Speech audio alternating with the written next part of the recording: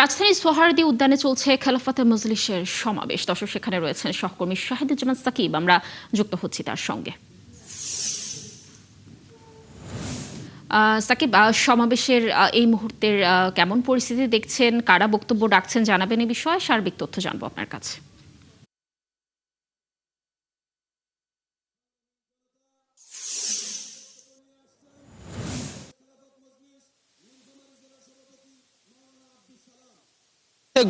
এবং জুলাই বাস্তবায়নের দাবিতে তারই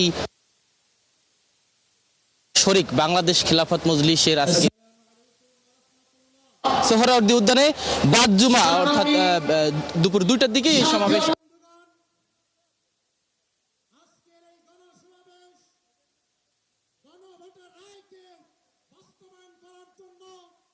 এই সমাবেশে আমন্ত্রিত অতিথি হিসেবে বক্তৃতা করবার কথা রয়েছে সংসদের বিরোধী দলীয় নেতা এবং জামায়াতের আমির ডাক্তার শফিকুর রহমান, বিরোধী দলীয় চিফ হুইপ নাহিদ ইসলাম সহ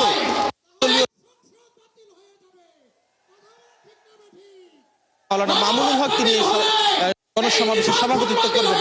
মূলত তাদের যে দাবি জুলাই সনদ বাস্তবায়ন এবং গণভোটের রায় বাস্তবায়ন, যে দাবিতে 11 দলীয় নির্বাচনী ঐক্য বিগত কয়েকদিন ধরেই নানাভাবে আন্দোলন করছে এবং তাদের সেই আন্দোলন এখনো চলমান রয়েছে। তারা সারা দেশে গণমিছিল কর্মসূচি ঘোষণা করেছে এবং পর্যায়ক্রমে মহানগরগুলোতে তাদের এই সমাবেশ করবার কথা রয়েছে।